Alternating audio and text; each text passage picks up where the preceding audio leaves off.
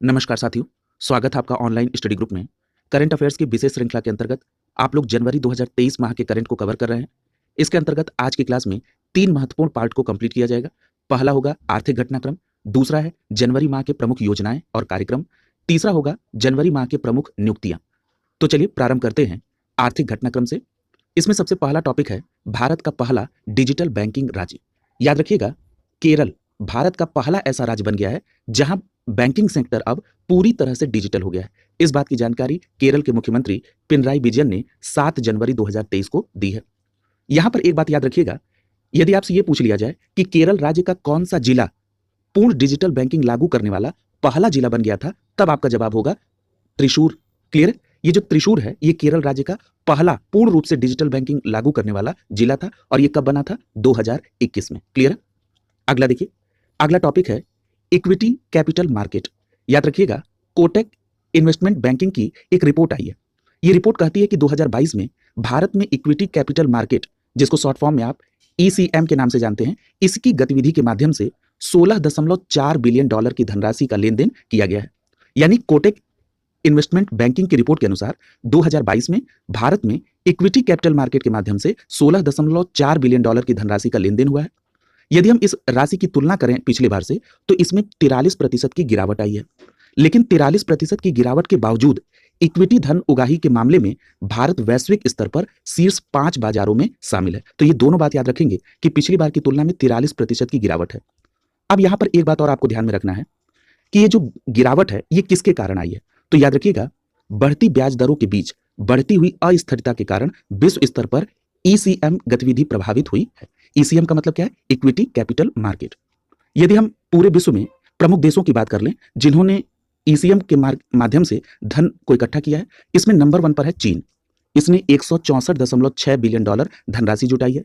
दूसरे नंबर पे अमेरिका है, तीसरे नंबर पे जर्मनी है, चौथे नंबर पे कनाडा है और 5वें स्थान पर भारत है। क्लियर है? तो आप टॉप 5 कंट्री का नाम याद रखेंगे जो इक्विटी कैपिटल मार्केट के माध्यम से धन को इकट्ठा करने में शीर्ष 5 स्थान पर है। अगला देखिए, अगला टॉपिक है Womaniya on government E market place.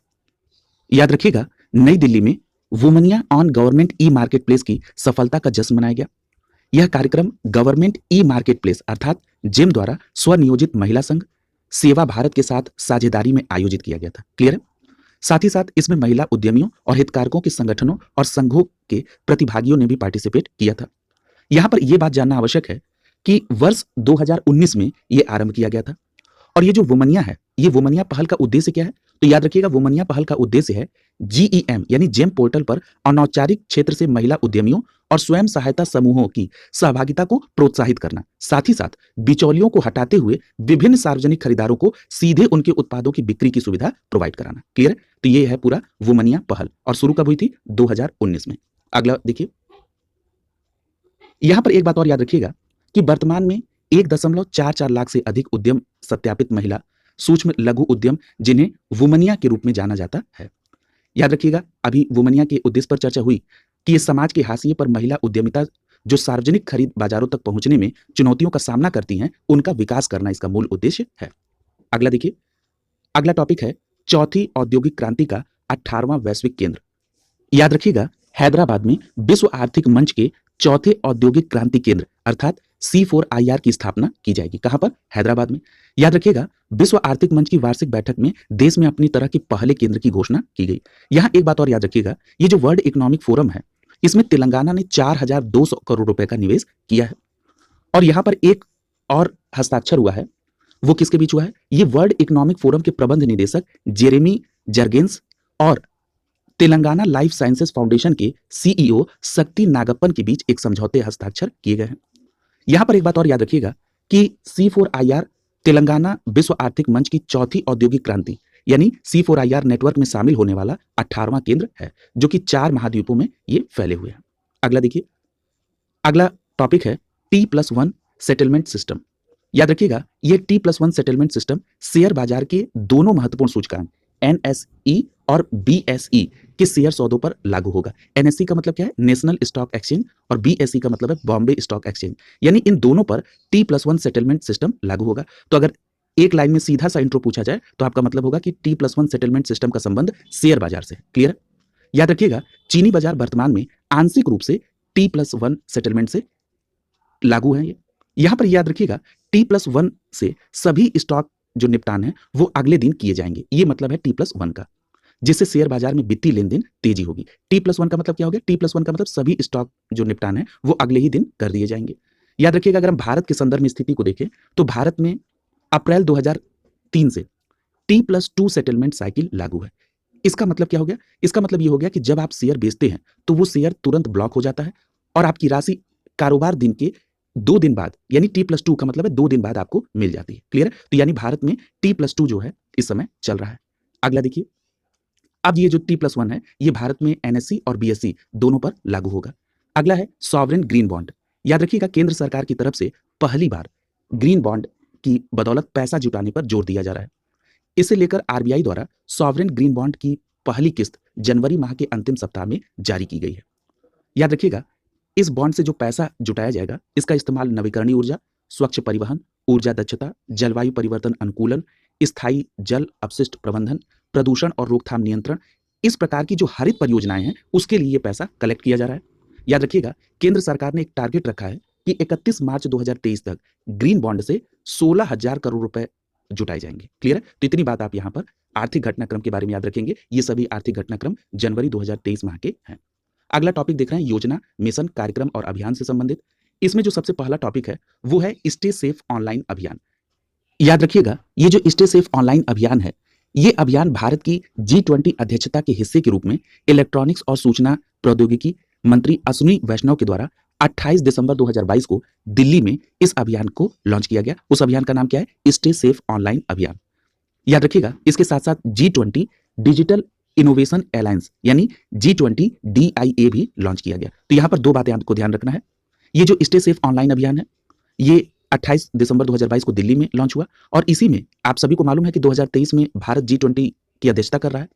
तो इसके लिए G20 डिजिटल इनोवेशन अलायंस यानी G20 DIA लॉन्च किया गया है। यहां पर आपको एक बात और ध्यान में रखना है कि इसका उद्देश्य क्या है। तो याद रखिएगा, इसका उद्देश्य है सोशल मीडिया प्लेटफॉर्म के व्यापक उपयोग और डिजिटल भुगतान को तेजी से अपनाने के कारण नागरिकों में ऑनलाइन दुनिया में सुरक्षित रहने के लिए जागरूकता बढ़ाना। आप सभी जान रहे हैं कि इस समय डिजिटल प्लेटफॉर्म पर भारत व्यापक तौर पर आगे बढ़ रहा है और डिजिटल भुगतान में भी काफी तेजी है। ये भुगतान सुरक्षित रहे, इस उद्देश्य के साथ स्टे सेफ ऑनलाइन अभियान को चलाया गया। याद रखिएगा, एक व्यापक प्रचार प्रसार हो सके इसलिए इस अभियान को अंग्रेजी, हिंदी और स्थानीय भाषाओं में चलाया गया। इतनी बात आप इस टॉपिक के अंतर्गत याद रखेंगे। अगला जो टॉपिक है वो है प्रज्वला चैलेंज। प्रज्वला चैलेंज के तहत आपसे जो सबसे पहला प्रश्न पूछे जाने की संभावना है वो ये पूछा जा सकता है कि ये किस मंत्रालय के अंतर्गत है। तो याद रखिएगा, प्रज्वला चैलेंज ग्रामीण विकास मंत्रालय के अंतर्गत है और ग्रामीण विकास मंत्रालय के सचिव शैलेश कुमार सिंह के द्वारा नई दिल्ली में इस प्रज्वला चैलेंज का शुभारंभ किया गया। अब दूसरी बात आती है कि ये जो प्रज्वला चैलेंज है इसका उद्देश्य क्या है। तो याद रखिएगा, दीनदयाल अंत्योदय योजना राष्ट्रीय ग्रामीण आजीविका मिशन के तहत इस मिशन का उद्देश्य ग्रामीण अर्थव्यवस्था को बदलने वाले विचारों, समाधानों और कार्यों को आमंत्रित करना है। यानी ऐसे विचार, ऐसे समाधान, ऐसे कार्यों के इंप्लीमेंटेशन के तरीके जो कि ग्रामीण अर्थव्यवस्था को बदल सके, उनको आमंत्रित करना ही प्रज्वला चैलेंज का मुख्य उद्देश्य है। इसके लिए आवेदन आमंत्रित किए गए हैं और ये आवेदन 29 दिसंबर 2022 से 31 जनवरी 2023 तक मंगाए गए हैं। याद रखिएगा, शॉर्टलिस्टेड किए गए विचारों को मिशन के द्वारा स्वीकार किया जाएगा और एक विशेषज्ञ पैनल से मेंटरशिप सपोर्ट और स्केल अप करने के लिए इंक्यूबेशन सपोर्ट प्रदान किया जाएगा। साथ ही साथ 5 शीर्ष विचार को 2 लाख रुपए का पुरस्कार भी प्रदान किया जाएगा। अगला देखिए, अगला टॉपिक है डिजिटल इंडिया इनोवेशन फंड। याद रखिएगा, केंद्र सरकार ने डीप टेक स्टार्टअप को बढ़ावा देने के लिए डिजिटल इंडिया इनोवेशन फंड को लॉन्च किया है। ठीक है, तो याद रखेंगे, ये जो डिजिटल इंडिया इनोवेशन फंड है किसके लिए है? डीप टेक स्टार्टअप्स को बढ़ावा देने के लिए। यदि हम डीप टेक स्टार्टअप की बात को देखें तो ये जो डीप टेक या डीप टेक्नोलॉजी स्टार्टअप है, व्यवसायों का एक वर्ग इससे संदर्भित है जो कि मूर्त इंजीनियरिंग नवाचार, वैज्ञानिक खोजों और अग्रिमों के आधार पर नवाचार को बढ़ावा देता है। यहां पर एक बात और याद रखिएगा कि सामान्य रूप से ऐसे स्टार्टअप कृषि, जीव विज्ञान, रसायन विज्ञान, एरोस्पेस और हरित ऊर्जा पर काम करते हैं। हालांकि इन तक सीमित नहीं है, लेकिन इनका मेन फोकस इन क्षेत्रों पर रहता है। यहां पर एक बात और याद रखिएगा कि डीप टेक नवाचार बहुत मौलिक है और मौजूदा बाजार को बाधित करते हैं या नया विकास करते हैं। यदि हम पिछले दशक में भारत का जो डीप टेक इकोसिस्टम है उसकी तरफ नजर देखें तो इसमें 53% का बढ़ोतरी देखा जा रहा है और ये अमेरिका, चीन, इजराइल, यूरोप जैसे विकसित बाजारों के बराबर है। यदि भारत की डीप टेक स्टार्टअप में प्रमुख शहरों की हिस्सेदारी को देखें तो इसमें बेंगलुरु की हिस्सेदारी 25 से 30% की है। इसके बाद दिल्ली एनसीआर की 15 से 20% की है और उसके बाद मुंबई की 10 से 12% की हिस्सेदारी डीप टेक स्टार्टअप में है। इतनी बात आप यहां पर डिजिटल इंडिया इनोवेशन फंड और डीप टेक स्टार्टअप के संदर्भ में याद रखेंगे। अगला देखिए, अगला टॉपिक है प्रसाद योजना। याद रखिएगा, भारत के राष्ट्रपति तेलंगाना में भद्राचलम मंदिर समूहों और रुद्रेश्वर, जिसको आप रामप्पा मंदिर के नाम से भी जानते हैं, इसमें तीर्थ यात्रा और विरासत बुनियादी ढांचे के विकास के लिए आधारशिला रखी है। यहां पर एक बात बहुत महत्वपूर्ण है कि जो राष्ट्रपति महोदया के द्वारा तेलंगाना राज्य के भद्राचलम मंदिर समूहों और रुद्रेश्वर मंदिर अर्थात रामप्पा मंदिर में ये जो तीर्थ यात्रा और बुनियादी ढांचे के विकास के लिए जो आधारशिला रखी गई है, याद रखिएगा ये प्रसाद योजना के तहत रखी गई है। और ये प्रसाद योजना किस मंत्रालय के तहत है? तो याद रखिएगा केंद्र सरकार के पर्यटन मंत्रालय के तहत ये कार्य करती है। यदि हम बात करें भद्राचलम मंदिर की, तो भद्राचलम मंदिर को 350 वर्ष से अधिक पुराना बताया जाता है। यह रामायण महाकाव्य से संबंधित है। क्लियर है? यहां पर एक बात और याद रखिएगा, यदि हम बात कर लें रुद्रेश्वर मंदिर अर्थात रामप्पा मंदिर की, तो यह रामप्पा मंदिर भगवान शिव की वास्तुकला प्रतिभा का एक आदर्श उदाहरण है। 1213 ईस्वी में काकतीय शासकों के द्वारा इसे बनाया गया था। यह बात महत्वपूर्ण है। याद रखिएगा यूनेस्को की विश्व धरोहर सूची में भी ये रामप्पा मंदिर शामिल है। तो दो बातें याद रखेंगे, ये जो रामप्पा मंदिर है ये भगवान शिव से संबंधित है, 1213 ईस्वी में काकतीय शासकों के द्वारा बनवाया गया और यूनेस्को की विश्व धरोहर सूची में ये मंदिर शामिल है। और किस राज्य में है? तो अभी आपने जाना तेलंगाना राज्य में है। अगला टॉपिक है एकीकृत खाद्य सुरक्षा योजना। याद रखिएगा केंद्रीय उपभोक्ता मामले, खाद्य एवं सार्वजनिक वितरण मंत्रालय ने 1 जनवरी 2023 से 1 वर्ष के लिए राष्ट्रीय खाद्य सुरक्षा अधिनियम 2013 के तहत सभी पात्र परिवारों को निःशुल्क खाद्यान्न प्रदान करने के लिए एकीकृत खाद्य सुरक्षा योजना की अधिसूचना जारी कर दी है। याद रखिएगा ये जो निःशुल्क खाद्यान्न दिया जाता है इसके अंतर्गत चावल, गेहूं और मोटे अनाज दिए जाते हैं। यहां पर आपको सबसे महत्वपूर्ण बात याद रखनी है कि ये 1 जनवरी 2023 से 1 वर्ष के लिए बढ़ाया गया और किस अधिनियम के तहत? तो राष्ट्रीय खाद्य सुरक्षा अधिनियम 2013 के तहत। याद रखिएगा सरकार ने प्रधानमंत्री गरीब कल्याण अन्न योजना को बंद कर दिया है।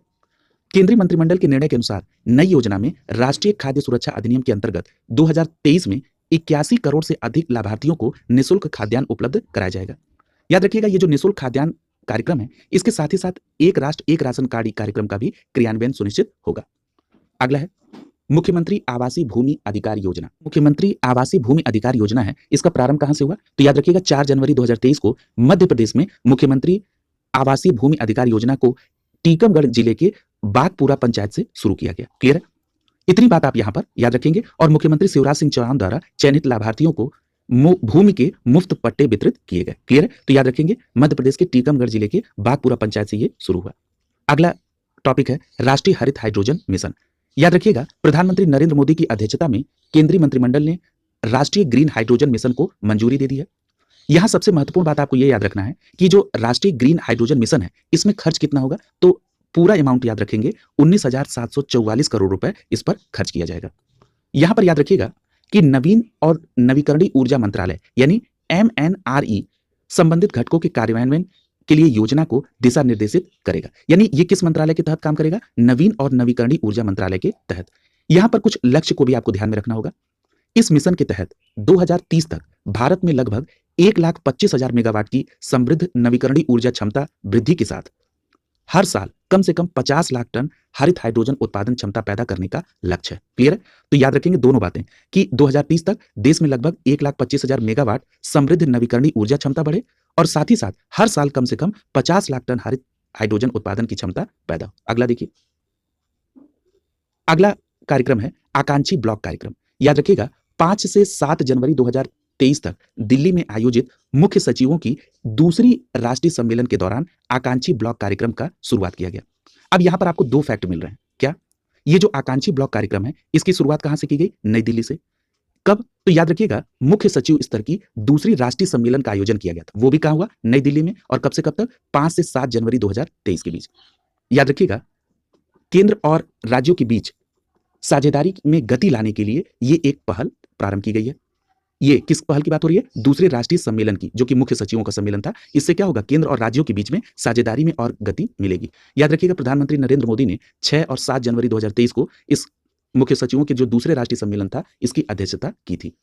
याद रखिएगा मुख्य सचिवों का इस तरह का जो पहला सम्मेलन था वो जून 2022 में धर्मशाला में आयोजित किया गया था। यह भी बहुत महत्वपूर्ण फैक्ट है क्योंकि कई बार पिछले सम्मेलन को भी कोरिलेट कर देता है।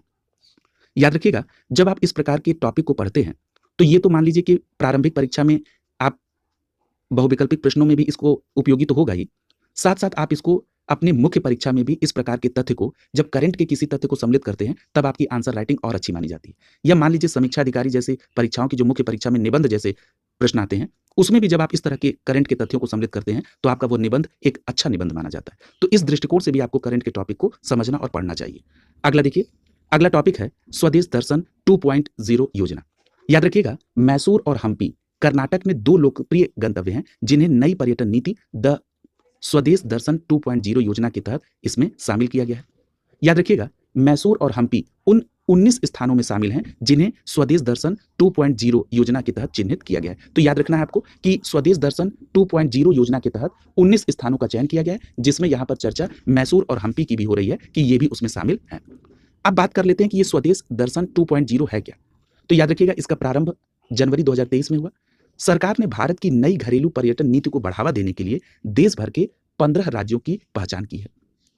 याद रखिएगा, पहले चरण में कर्नाटक, आंध्र प्रदेश, अरुणाचल प्रदेश, असम, बिहार, गोवा, गुजरात, उत्तर प्रदेश, महाराष्ट्र, मध्य प्रदेश, तेलंगाना, केरल, ये राज्य जो है पहले चरण में इसमें शामिल है। और याद रखिएगा, पहले चरण में उत्तर प्रदेश भी इसमें शामिल है। क्लियर है? अगला देखिए, अगला टॉपिक है राष्ट्रीय शहरी प्रौद्योगिकी मिशन। याद रखिएगा, राष्ट्रीय शहरी प्रौद्योगिकी मिशन को केंद्र सरकार की तरफ से 5 वर्ष के लिए चलाया जा रहा है। और सबसे महत्वपूर्ण बात यह है कि इस राष्ट्रीय प्रौद्योगिकी मिशन के तहत नगरपालिका प्रदाताओं में तकनीकी सुधार लाने का प्रयास किया जाएगा। इस मिशन के तहत देश के भीतर 4500 शहरी स्थानीय निकायों की जो नगरपालिका सेवाएं हैं और साथ ही साथ जो बुनियादी ढांचे हैं उसमें तकनीकी सुधार लाया जाएगा। याद रखिएगा, व्यय वित्त समिति अर्थात EFC के अनुमोदन के लिए जो नोट तैयार किया गया है उसमें 5 वर्षों के लिए राष्ट्रीय शहरी प्रौद्योगिकी मिशन के लिए 15,000 करोड़ रुपए निर्धारित किया गया है। क्लियर? इतनी बात आप राष्ट्रीय शहरी प्रौद्योगिकी मिशन के तहत याद रखेंगे। अगला टॉपिक देखिए, अगला टॉपिक है the giving to amplify earth action. यहां पर आपको ध्यान में रखना है कि जो वर्ल्ड इकोनॉमिक फोरम है, जिसको आप शॉर्ट फॉर्म में WEF के नाम से जानते हैं, इस WEF ने नेट जीरो हासिल करने, साथ ही साथ पर्यावरण के विनाश को रोकने और 2050 तक जैव विविधता को बहाल करने में सहायता करने के लिए जो आवश्यक फंडिंग है उसके तहत $3 ट्रिलियन की पेशकश की है। और ये पेशकश किसको की है WEF ने? तो याद रखिएगा, the giving to amplify earth action अर्थात GAEA को। क्लियर है? यहां पर याद रखिएगा कि जो नई और मौजूदा सार्वजनिक, निजी और परोपकारी भागीदारी है अर्थात जिसको आप शॉर्ट फॉर्म में 4x कहते हैं, इसको वित्त पोषित करने और विकसित करने की वैश्विक पहल को 45 से अधिक भागीदारों का समर्थन प्राप्त है, जिसमें ACL टेक्नोलॉजी के चेयरमैन रोशनी नादर मल्होत्रा भी शामिल हैं। WEF यानी वर्ल्ड इकोनॉमिक फोरम के द्वारा यह बताया गया कि जो पृथ्वी को 1.5 डिग्री सेल्सियस का लक्ष्य है, इसमें ऊर्जा और रहने की समस्याओं की लागत के कारण यह खतरे में है। इसी के साथ साथ हाल ही में संयुक्त राष्ट्र जैव विविधता सम्मेलन, जिसको आप CBD COP15 के नाम से जानते हैं, इसमें संपूर्ण पृथ्वी और समुद्र के 30% हिस्से को बचाने का निर्णय लिया गया है। क्लियर? तो ये भी टारगेट याद रखेंगे। अगला देखिए, अगला टॉपिक है साइबर संगिनी कार्यक्रम। याद रखिएगा, ओप्पो इंडिया और सरकार के कॉमन सर्विस सेंटर, जिसको आप CSC के नाम से जानते हैं, इन दोनों के बीच में कुछ घोषणाएं हुई हैं, करार हुआ है। कैसा करार है? देश में साइबर सुरक्षा और साइबर वेलनेस में 10,000 महिलाओं को प्रशिक्षण करने का। क्लियर है? यानी ओप्पो इंडिया और सरकार के CSC के बीच में एक समझौता हुआ, इसके माध्यम से देश में साइबर सुरक्षा और साइबर वेलनेस में 10,000 महिलाओं को प्रशिक्षण दिया जाएगा। याद रखिएगा, ये जो साझेदारी हुई है उसी का नाम रखा गया है साइबर संगिनी। क्लियर है? याद रखिएगा, इस कार्यक्रम के माध्यम से ग्रामीण और अर्ध शहरी महिलाओं को सशक्त बनाना है। और इसमें जो मंत्रालय सपोर्ट कर रहा है वो कौन है? इलेक्ट्रॉनिक्स और IT मंत्रालय। आप सभी जानते हैं कि जो CSC है वो इसी मंत्रालय के तहत गवर्न होती है। ये जो साइबर संगिनी कार्यक्रम है, इसका उद्देश्य क्या है? तो इसका उद्देश्य है कि महिलाओं को साइबर संगिनी प्रमाणित होने के लिए आवश्यक कौशल और ज्ञान से लैस करना। क्लियर है? अगला देखिए, अगला पॉइंट है यंग ग्लोबल पुलिस लीडर्स कार्यक्रम। याद रखिएगा, 25 जनवरी से 2 फरवरी 2023 के बीच केंद्रीय अन्वेषण ब्यूरो CBI के द्वारा नई दिल्ली में इंटरपोल के यंग ग्लोबल पुलिस लीडर्स कार्यक्रम के तीसरे संस्करण का आयोजन किया जा रहा है। क्लियर है? तो याद रखेंगे, यंग ग्लोबल पुलिस लीडर्स कार्यक्रम दिल्ली में हुआ और ये तीसरा संस्करण था जो कि 25 जनवरी से 2 फरवरी 2023 के बीच हुआ। याद रखिएगा, इस कार्यक्रम में 44 देशों के सहभागी इसमें शामिल हुए। यदि आपसे यह पूछा जाए कि यंग ग्लोबल पुलिस लीडर्स कार्यक्रम का मूल उद्देश्य क्या है, तो याद रखिएगा, सार्वजनिक पुलिस के साथ साथ अंतर्राष्ट्रीय पुलिस बलों के बीच विश्वास पैदा करना, यह मूल उद्देश्य है। क्लियर है? अगला देखिए, अगला टॉपिक है सी फीड्स द वर्ल्ड कार्यक्रम। याद रखिएगा, पेप्सिको और केयर ने भारत में सी फीड्स द वर्ल्ड के एक कार्यक्रम को प्रारंभ किया है। तो याद रखेंगे किसके बीच में सी फीड्स द वर्ल्ड कार्यक्रम है? पेप्सिको और केयर के बीच में। अब ये जो कार्यक्रम है ये किस पर केंद्रित है? तो आपका जवाब होगा कृषि क्षेत्र में महिलाओं को सशक्त बनाने के लिए, जो मुख्य रूप से छोटे पैमाने की महिला उत्पादक हैं। यानी छोटे पैमाने की महिला उत्पादकों के ऊपर यह केंद्रित है सी फीड्स द वर्ल्ड कार्यक्रम। याद रखिएगा इस कार्यक्रम का जो प्रारंभ है वो पश्चिम बंगाल के कूच बिहार जिले और अलीपुरद्वार के जिले में इसको लागू किया जाएगा। अगला देखिए, अगला टॉपिक है स्मारक मित्र योजना। याद रखिएगा केंद्र सरकार जल्द ही स्मारक मित्र योजना के एक नए संस्करण की शुरुआत करेगी। इसके तहत संस्कृति मंत्रालय भारतीय पुरातत्व सर्वेक्षण के 1000 स्मारकों के रख रखाव के लिए निजी उद्योगों के साथ साझेदारी करेगी। तो यानी स्मारक मित्र योजना का क्या लक्ष्य है? इसका लक्ष्य यह है कि निजी उद्योगों के साथ 1000 स्मारकों के रख रखाव के लिए एक साझेदारी की जाए। किस मंत्रालय के तहत? संस्कृति मंत्रालय के द्वारा। याद रखिएगा यह योजना धरोहर गोद ले योजना के स्थान पर लाई जा रही है। यानी जो धरोहर गोद ले योजना थी अब उसको समाप्त करके या उसका रीनेम करके अब एक नई योजना आ रही है जिसका नाम क्या रखा गया है? स्मारक मित्र योजना। और इस स्मारक मित्र योजना का एक लक्ष्य है। वो लक्ष्य क्या है कि 15 अगस्त तक स्मारक मित्र योजना के तहत 500 साइटों की भागीदारी को निजी उद्योगों के साथ हस्ताक्षरित कर लिया जाए। अगला देखिए, आगे यहां पर कुछ योजनाएं हैं और राज्य का नाम है, जरा इनको भी देख लीजिए। पहला दिया गया अंधता नियंत्रण पॉलिसी। याद रखिएगा ये राजस्थान राज्य के द्वारा चलाई जा रही योजना है। अगला है कांति वेलुगु योजना, ये तेलंगाना में चल रही है। एटालिन जल विद्युत परियोजना, याद रखिएगा एटालिन जल विद्युत परियोजना अरुणाचल प्रदेश राज्य से संबंधित है। School of eminence project Punjab राज्य से संबंधित है। ईयर ऑफ इंटरप्राइजेस परियोजना केरल राज्य से संबंधित है। सहर्ष योजना, याद रखेंगे ये त्रिपुरा राज्य से संबंधित है सहर्ष योजना। इसी प्रकार से संविधान साक्षरता अभियान, तो संविधान साक्षरता अभियान केरल राज्य से संबंधित है। मिशन 929 ये त्रिपुरा राज्य से संबंधित है। मुख्यमंत्री सुखाश्रय सहायता कोष, याद रखिएगा ये हिमाचल प्रदेश राज्य से संबंधित है। रैथु बंधु योजना, ये जो रैथु बंधु योजना है ये तेलंगाना राज्य से संबंधित है। अगली योजना है भारत की पहली हरित हाइड्रोजन मिश्रण योजना, याद रखिएगा ये गुजरात राज्य की है। दीदीर सुरक्षा कवच अभियान, याद रखिएगा ये पश्चिम बंगाल से संबंधित है। अगला देखिए, अगला जो टॉपिक है वो है राष्ट्रीय और अंतर्राष्ट्रीय नियुक्तियां। इजराइल के नए प्रधानमंत्री, याद रखिएगा इजराइल के नए प्रधानमंत्री के तौर पर बेंजामिन नेतन्याहू ने शपथ ली है। और याद रखिएगा ये 6ठी बार प्रधानमंत्री पद की शपथ ली है बेंजामिन नेतन्याहू ने। यहां पर एक बात महत्वपूर्ण है कि इजराइल के प्रधानमंत्री के लिए नेतन्याहू को 120 सदस्यीय नेसेट में 63 सांसदों का समर्थन प्राप्त हुआ है। यहां पर याद रखेंगे जो इजराइल की संसद है उसको नेसेट नाम से जानते हैं, ये भी बात आप ध्यान में रखेंगे। अगला देखिए, अगला टॉपिक है ब्राजील के नए राष्ट्रपति। याद रखिएगा ब्राजील के नए राष्ट्रपति का नाम है लुइज इनासियो लूला डी सिल्वा। याद रखिएगा ये जो लुइज इनासियो लूला डी सिल्वा साहब हैं इन्होंने किसको हराया है? तो इन्होंने जो उस समय मौजूदा राष्ट्रपति थे जायर बोल्सोनारो उनको हरा दिया है। आप सभी को पता है कि ये जायर बोल्सोनारो एक दक्षिणपंथी विचारधारा के थे और ये हार गए हैं चुनाव और उनकी जगह पर लुइज इनासियो लूला डी सिल्वा अब ब्राजील के नए राष्ट्रपति बने हैं। और ये जो लूला साहब हैं ये वामपंथी विचारधारा के माने जाते हैं। याद रखिएगा इसके पहले ये सिल्वा साहब 2003 से 2010 तक भी ब्राजील के राष्ट्रपति रह चुके हैं। क्लियर? अगला देखिए, अगला टॉपिक है उत्तर प्रदेश की पहली महिला police commissioner. Uttar Pradesh special के तहत भी ये बहुत इंपॉर्टेंट है। याद रखिएगा उत्तर प्रदेश में गौतम बुद्ध नगर में पुलिस कमिश्नर पद पर लक्ष्मी सिंह को तैनात किया गया है जो नोएडा की टॉप कॉप होंगी। याद रखिएगा राज्य सरकार ने पुलिस महानिरीक्षक आईजी लखनऊ रेंज के द्वारा लक्ष्मी सिंह को नोएडा का प्रभार दिया गया और इस प्रकार राज्य की पहली महिला पुलिस आयुक्त के रूप में लक्ष्मी सिंह की नियुक्ति हुई है। क्लियर है? यानी उत्तर प्रदेश की पहली महिला पुलिस कमिश्नर का नाम पूछा जाए तो आपका जवाब होगा लक्ष्मी सिंह और इनको कहां पर पोस्टिंग दी गई है? उत्तर प्रदेश के गौतम बुद्ध नगर में। अगला देखिए, अगला टॉपिक है अमेरिका संसद के हाउस ऑफ रिप्रेजेंटेटिव्स का अध्यक्ष। याद रखिएगा अमेरिका की रिपब्लिकन पार्टी के नेता हैं जिनका नाम क्या है? Kevin McCarthy.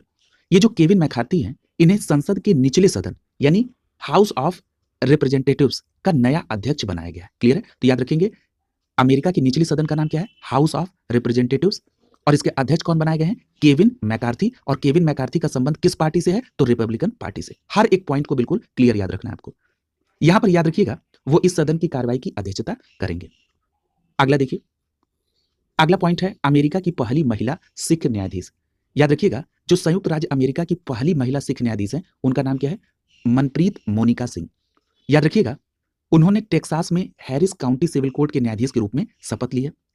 याद रखिएगा राज्य के पहले दक्षिण एशियाई न्यायाधीश और भारतीय अमेरिकी न्यायाधीश रवि सैंडिल ने इस समारोह की अध्यक्षता की थी।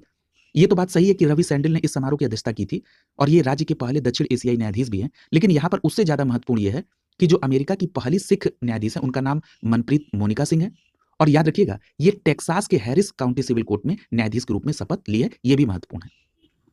अगला टॉपिक है नासा के नए चीफ टेक्नोलॉजिस्ट का। याद रखिएगा भारत अमेरिकी एरोस्पेस विशेषज्ञ हैं जिनका नाम है एसी चार्डिया, और एसी चार्डिया साहब को नासा ने अपने चीफ टेक्नोलॉजिस्ट के रूप में नियुक्त किया है। याद रखिएगा ये जो एसी चार्डिया हैं अब ये प्रौद्योगिकी नीति और अंतरिक्ष कार्यक्रमों पर जो नासा चीफ हैं जिनका नाम है बिल नेल्सन, अब ये बिल नेल्सन के प्रमुख सलाहकार के रूप में काम करेंगे। कौन? एसी चार्डिया। अगला देखिए, यहां एक बात और याद रखिएगा, ये जो एसी चार्डिया हैं इन्होंने भारतवंशी भाव्या लाल की जगह ली है। क्लियर है? और भाव्या लाल नासा की एसोसिएट एडमिनिस्ट्रेटर हैं।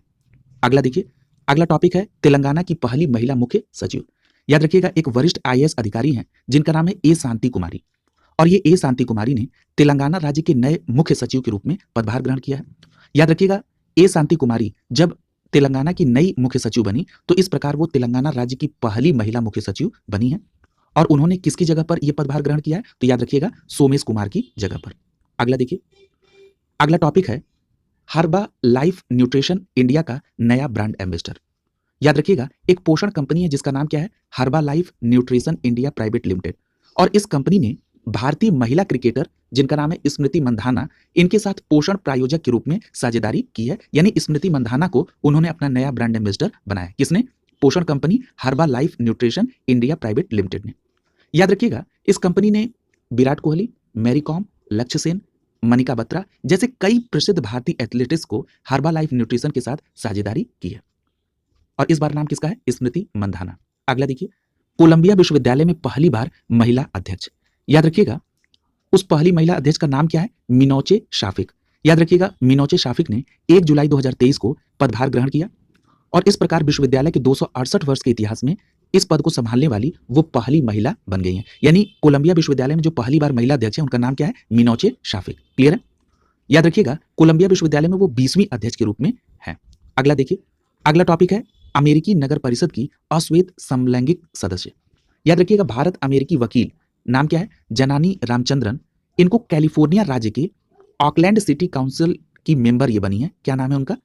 रामचंद्रन, जनानी रामचंद्रन।